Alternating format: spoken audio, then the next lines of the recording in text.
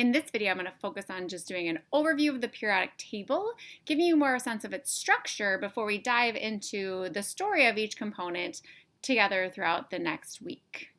So when we look at the periodic table, knowing that it was arranged in order to group things that had similar properties together, there are a couple main items when you look at the table, that you're able to identify.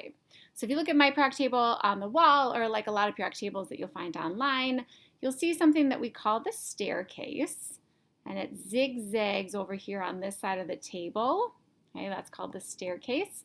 And what the staircase does is it divides the metals on the table.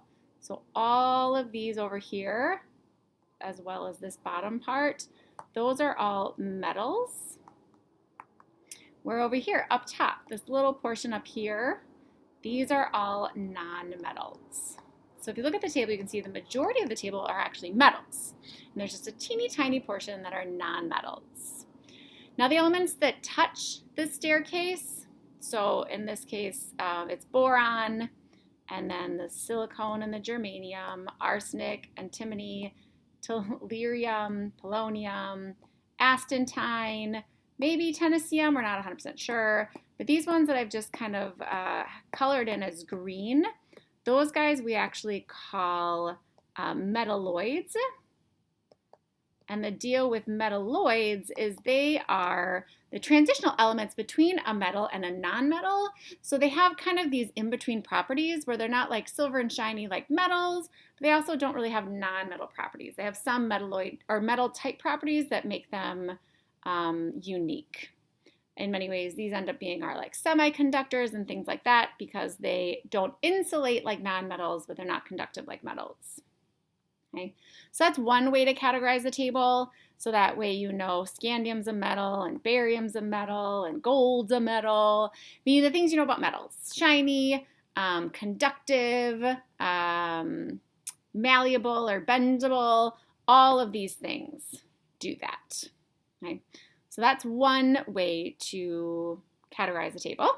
Once we have that division of the staircase, there are certain families or groups within the periodic table that have more unique properties than others, and so we kind of highlight those just because they're very common and pretty unique in themselves. So before I dive too much into this, just one thing about language. The columns on the periodic table, so when we go top to bottom, these are generally referred to as families. And that's because the elements that exist in a column, they share similar properties, meaning they're kind of similar to each other like a family would be. Okay. Now also, this is called the periodic table of elements. And because it's called the periodic table of elements, the reason why it's called that, periodic table, where does that come from? These rows are actually all called periods. So when you're in row 1, we call that period 1. When you're in row 2, we call that period 2. So that's kind of just how we language this table. So if you're in row 7, you're actually in period 7. First off, this first column, these are called the alkali metals. Okay, so if we're talking about an alkali metal, we're talking about this group right here. Hydrogen technically is not part of the alkali metals. Okay. Kind of a weird thing. We'll talk about it more in class. Second column right here, this one right here. These are very similar to the first column, but they're different, so they have their own name.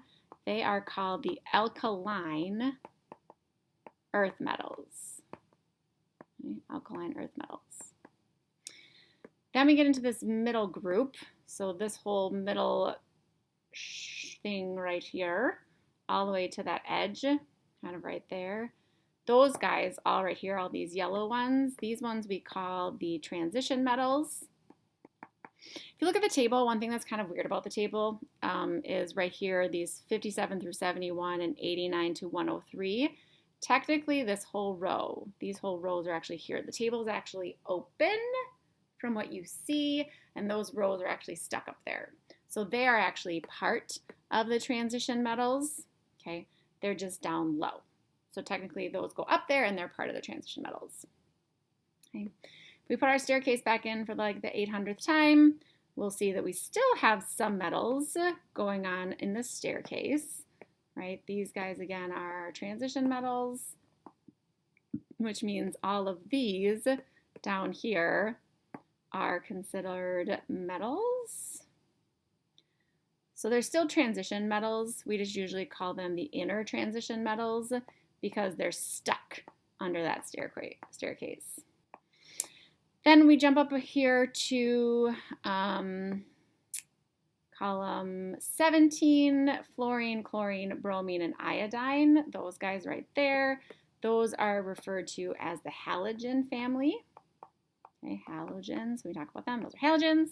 And then this very last column you guys have heard of, most of you before, those are referred to as the noble gases. So this video is just to give you a sense of locations so that as we start talking about them in class, you can kind of know where they're located on the table. So that's it for tonight. Go ahead and do the quiz and have a nice night.